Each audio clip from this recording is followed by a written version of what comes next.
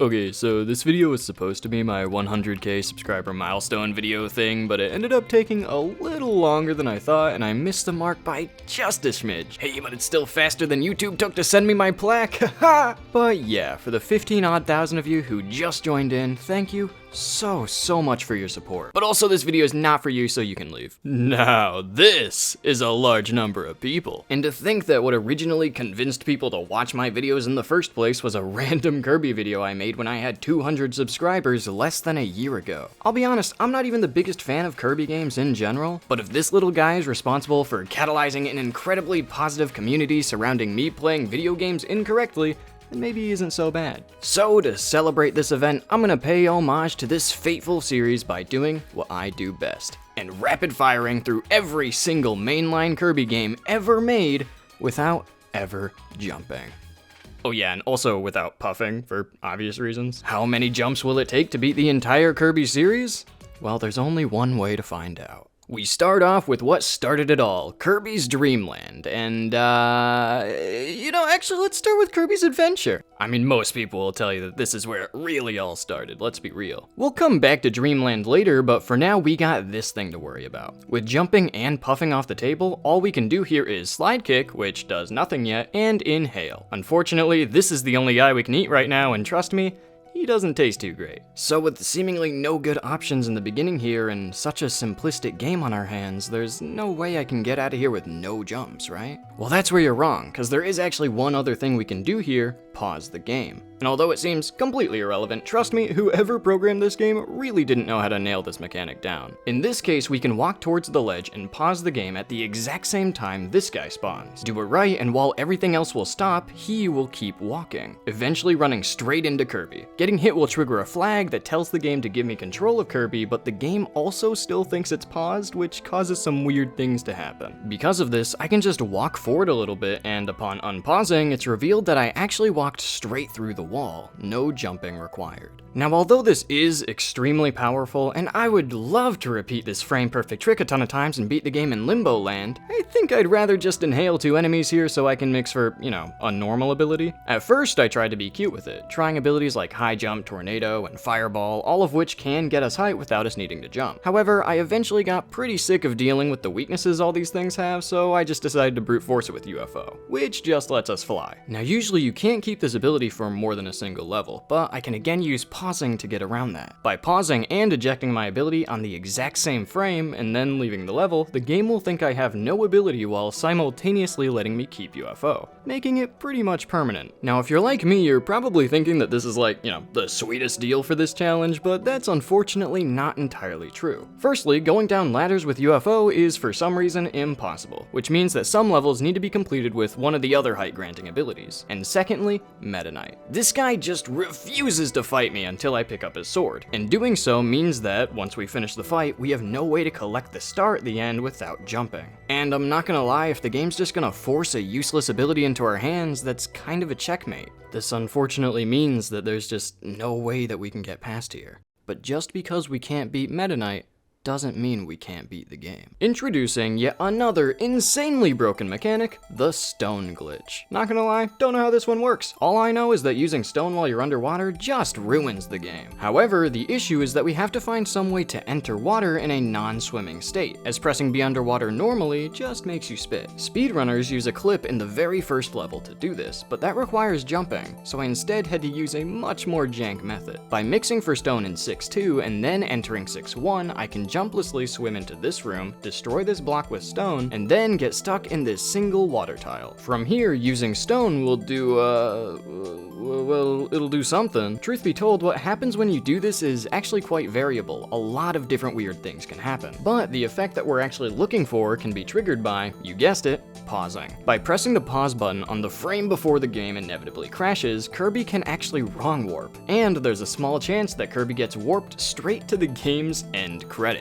And yeah, that actually technically counts as beating the game, and there are even some people who do this to complete it in under a minute. But for us, this and the other glitches we ended up having to use allows us to breeze straight through Meta Knight and beat the first of the Kirby series with 0 jumps. Here's hoping that that trend continues. Alright, back to Dreamland.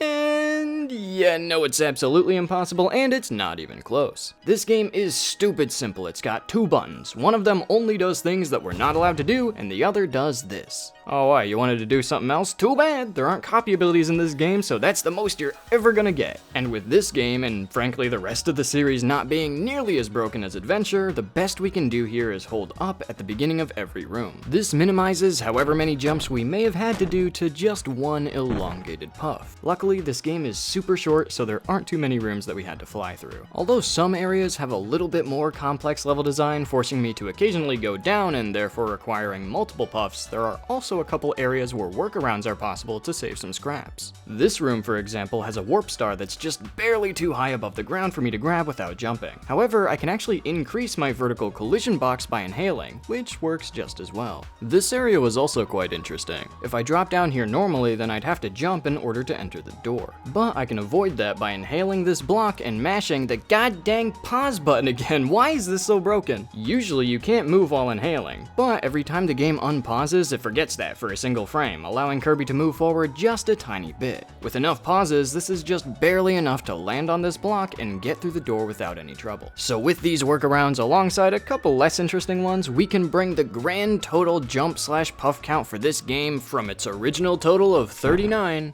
to 35. Absolutely phenomenal. Well, all that's behind us, cause now it's time to tackle this game's sequel. Do not fret, my children, as this game took some advice from Adventure and kept the copy ability mechanic, giving us a bit more of a chance. In addition, this game introduces the animal friends, who we can mount in order to augment the abilities in a variety of ways, giving us a surprising amount of options. That being said though, we still gotta puff through the first level before we're given anything good to eat. Luckily, the first ability we do get access to, Fire, I think, is actually pretty good, letting us cross gaps and bonk into walls to gain a bunch of height in order to avoid some jumps here and there. Despite this though, there are still 2 other problem rooms where we had to do some jumping and puffing before we could really start this game. But after we completed all the levels in this world, we could start doing some slick tricks. It didn't seem possible to enter the boss door from here, but we can actually just reset the game in order to spawn right back at the top. From there, beating Wispy with fire just damaged me a ton, so I had to kill him with apples while constantly recollecting fire in order to ensure that I never lost it. From there, I could use it right at the end to collect the star and complete our first world. At this point, I only had one more obstacle that required some pretty dang precise fire strats before I eventually got my hands on the ultimate weapon. This is Coo. He is a bird. Birds can fly. As you may expect, this trivializes the game to an astonishing degree. Nearly every single area turned into an absolute joke with this guy. But that being said, there are still a couple stinky sections. Take this obstacle for example. These blocks can only be destroyed by the ice ability, but Coo's variation of ice has no way to hit above it. And because I can't fit into 1 block areas with an animal friend, this makes this section impossible. I can't use ice blocks to hit these, and I'm just barely short of being able to break the blocks from above through the wall. So I not only have to betray Coo here and use another jump, but I also now need a plan for the rest of the level after this to avoid any more collateral damage. What's my plan then? Oh yeah, it's kind time, baby. Now you might be thinking, why am I using the fish character who can barely even move on land, let alone get any amount of height off the ground? And the answer is because I'm dumb and I thought I had to. But hey, it still worked. After destroying these blocks with Kind's version of ice and flying through this room with the wind, I eventually come across this rock boss, from which I can grab this stone ability. And if you've seen this video of mine, you know exactly what this ability can be capable of. By mashing the absolute heck out of the B button, we can actually steadily flow upwards without needing the jump button, which is enough to beat this level, recollect Coo in a previous one, and finish off the rest of the game.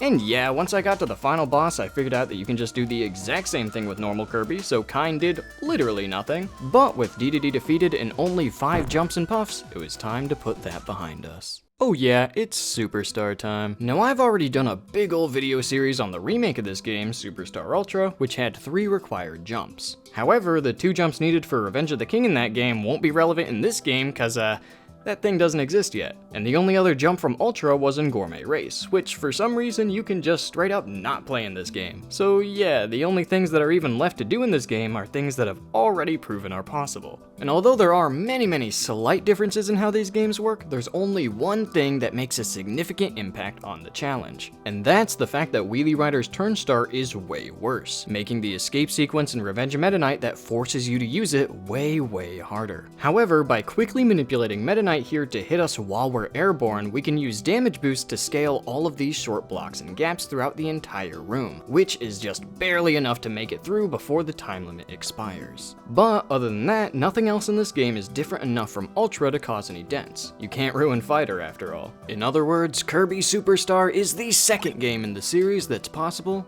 with 0 jumps.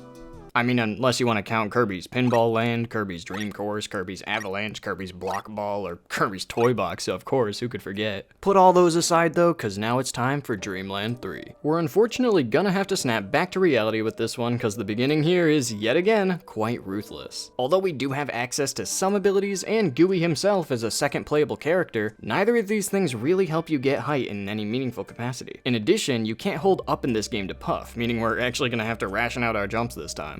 Luckily, 1 is all we need to make some pretty significant progress. It looks like that progress stops as soon as we get to this big hole in the ground, but remember that this game is still part of the Dreamland sub-series, meaning we have access to some more animal friends. Unfortunately, although summoning Gooey does give him some initial height, it doesn't seem like it's enough to even grab Rick here. And if I don't connect a second controller and allow Gooey to be controlled by an AI, he'll just never jump up to get the animal friends. So instead, I use a second jump combined with this initial summoning height in order to grab Nago, who's better for this challenge anyway. From there, I trade Nago between my boys before moving on to that hole I was talking about earlier. Now here, I do the slickest maneuver you've ever seen by bouncing off this enemy and dismounting Nago in order to land on this platform. From there, I can once again use Gooey to grab Nago before then moving him off screen. Because he's player 2, he starts teleporting up to me, at which point I can move Kirby to the edge here in order to ensure that Gooey gets enough height to land on these blocks without accidentally destroying them. From there, I can trade Nago around, dismount him in order to cross this gap with Kirby, and then once again use Gooey to retrieve the cat completely jumpless. Don't worry though, we don't have to play through the entire game like this, cause in the very next room we can pick up Parasol. Now Parasol's great and all, but it's never really a catch-all or anything, so we're still gonna have to,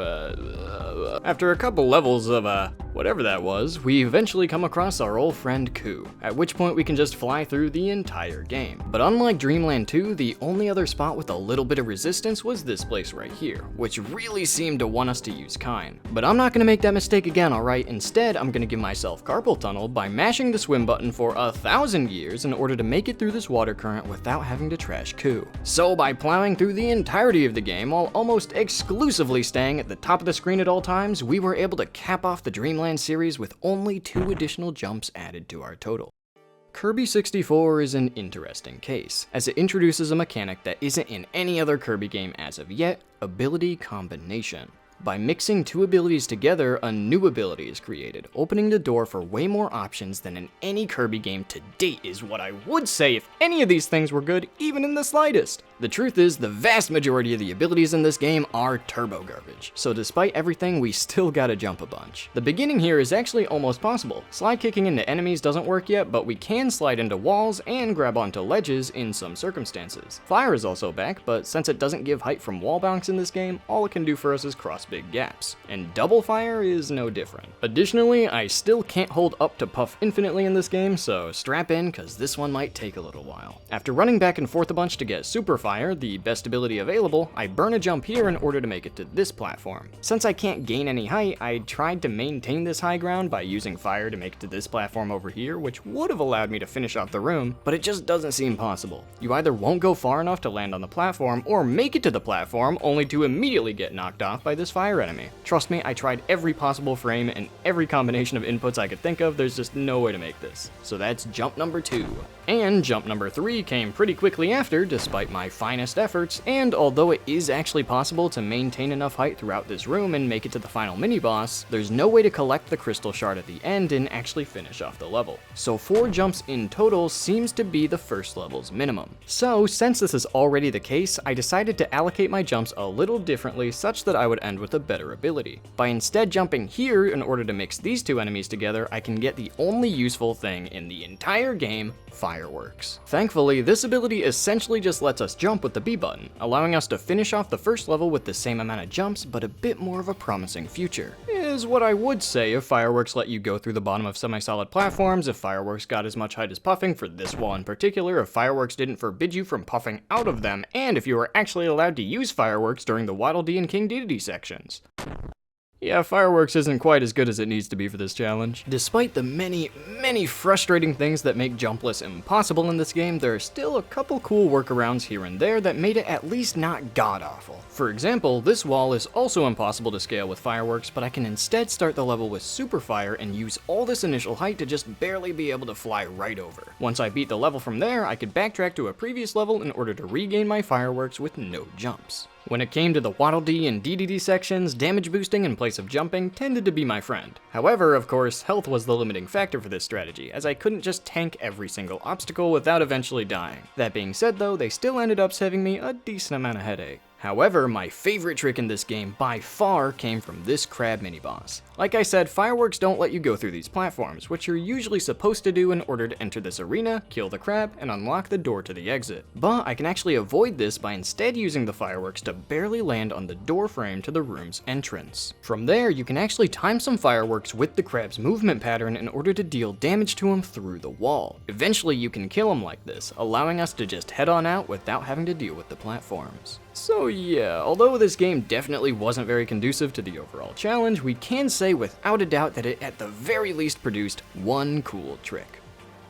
Alongside like 50 jumps. Time for Nightmare in Dreamland. This is our first Kirby remake of the series, which took Kirby's adventure and made it actually playable. More importantly though, it's the first game that made slide kicking into enemies cause you to bounce back a little bit. This means we don't have to break reality in order to get our first taste of good abilities. The permanent UFO glitch doesn't exist in this game, but high jump, as you may expect, can act as a pretty decent alternative for the most part. And although there are some select areas that require a couple different abilities in order to bypass, there aren't really any cool tricks or workarounds that are unique to this game. Instead, we get treated to actually having to do the Meta Knight fight this time around, which unfortunately means we're gonna have to take sword and tank a jump once the fight is over. There's no way to just skip over this guy anymore, and trying to wait him out doesn't seem to do anything in this game. I even tried to use multiplayer to see if I could smuggle in a high jump past him somehow, but Meta Knight not only has multiple swords prepared, but you also can't eject them once you pick them up in this battle arena, making it kind of hopeless. Aside from that hiccup, however, this game doesn't really diverge too much from adventure, making it beatable with only a single jump added to our grand total. So at this point, you might be noticing a bit of a pattern when it comes to these challenges. Most of these games either have a bunch of weird mechanics that make our jump count spike to the point where it's almost not worth it to even try, or they have a bit of a rough patch at the beginning before finding the one catch-all solution that solves the entire rest of the game. Take a look at our next game, Amazing Mirror, for example. We got a bit of a tutorial area in the beginning here that requires a couple hovers before we get to this room. We can actually do a pretty cool trick here. I encourage one of my AI Kirby friends to jump and inhale this enemy through the wall before forcing him to get hit, allowing me to collect the ability for myself. From there, I can bonk into some walls and whatnot before collecting Missile, an ability that lets us fly. And that's the entire game. Trust me, I really do wish that there was more to talk about in some of these games, more cool tricks or cool routing, but at this point they're starting to look a little similar. Alright, stop me if you've heard this one before. We hold up in the first room because we have no other options, but then we get something pretty good in the next room. We can bonk on some walls and whatnot, but then, here's the kicker, we get something amazing and all-encompassing that lets us fly only a short while after, at which point we can beat the entire game with no thoughts in the brain. This one though, this one is a real challenge. My child here already has all the content he deserves, so go check those videos out if you haven't already, but spoiler alert, the answer is 3. And no, it doesn't just follow the exact same template that the others are starting to fall into, it has a little bit more to offer. But with that, welcome back to the template, baby. Whoa! Hi, this looks kind of hard. Nope, just kidding. This time we can literally start off with the character that already flies. That's pretty convenient. Oh, what, you think that's kind of cheap? Well, don't worry, because we only need this for 10 seconds before we find an ability that just naturally lets us fly forever. What a cool trick. What a cool challenge. Hey, at least it's jumpless, though. That actually is pretty cool. All right, that was a lot of quick ones in a row, but now we can cool it down a little bit with some good old-fashioned triple. Oh, no. It's a type 1. Hey, so I'm just gonna skip over this one for now. I need a bit of a mental health break after so many Kirby games that haven't really had any cool tricks in them, so I'm just gonna come back to this one. What the heck? It's the same game? If you're wondering, both of these games have a forced gimmick in pretty much every other level that just completely steals away your ability. So I could be minding my own business and the game will just occasionally decide that it's time for me to be sad. You know what? There aren't even any cool tricks in these games, so I'm not gonna talk about them. These were my answers. Yeah, they're in the dang hundreds. What are you gonna do? Debunk me? Nah, didn't think so. We're moving on. So I'm not gonna lie, I never owned this one, so I'm just gonna... Okay, so immediately this is like for sure a jump. I don't know how puffing works in this game, since some games you just hold up, some games you have to press twice in order to even start, but like that's definitely at least one. Okay, so there's some more ledges. You're probably puffing over these, so that's 2 total right now, I'm thinking. 2, like, minimum. Dang, this guy's jumping a lot. What's he doing? Okay, you get sword.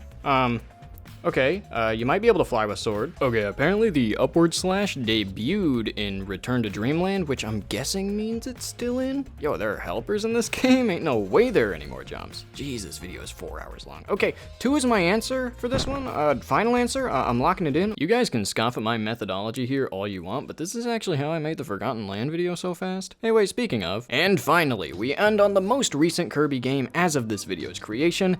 And yeah, I already did a video on this one as well. However, for those of you who have already seen that video, I suppose there are a couple updates I need to make on that one since I made it like 3 days after the game came out and it's a bit outdated. There's one jump that has since been removed using a trick that someone who is not me found. It's actually pretty close to what I tried to do, but it's just a little bit precise to get the right height and angle to bonk up to this ledge. Aside from that, about 1,000 people in the comments mentioned this thing called the hammer super jump glitch, so I guess I may as well talk about it. First of all, you can do this with normal hammer. I don't know why so many people seem to think you need to upgrade it at all. That's such a weird thing to be wrong about. But second of all, this doesn't help with the challenge at all. You have to puff at least twice to do it, so it's already a pretty terrible option in a challenge that explicitly bans puffing. But guys, even if it didn't, it's still trash. You can't use it to skip the boat. Obviously, it doesn't help in the final boss, and the only other problem area is the pipe section, which I will grant does require 3 whole jumps, but even if one super jump could skip the whole thing, which it can't, it would still require that you bring hammer to this section and oh yeah, that's right, fire's the only thing that can get up here, I forgot. There might be some nonsense task strat that you could do to maybe save 1 jump here, but for now 5 is where this game's gonna stay. Well folks, there we have it. The entire Kirby series, kinda, beaten in as few jumps as possible. Yeah, it looks like an absolute ton, but in all fairness, most of these are only coming from a select few games. And although many of these games ended up falling into a bit of an overly structured format, which is to be expected from doing the same challenge 15 times in a row, we still ended up fumbling into a myriad of cool and unique tricks and strategies, which is really all we're here to do. But with that, this is, in fact, the end of the video, which means you're kinda legally obligated to subscribe and everything. I know, it's annoying, but I don't make the rules around here. I got a bunch more videos brewing up in the near future, and they probably won't take nearly as long to make since I generally don't play 15 games per video. Anyway, yeah, I think that's the end.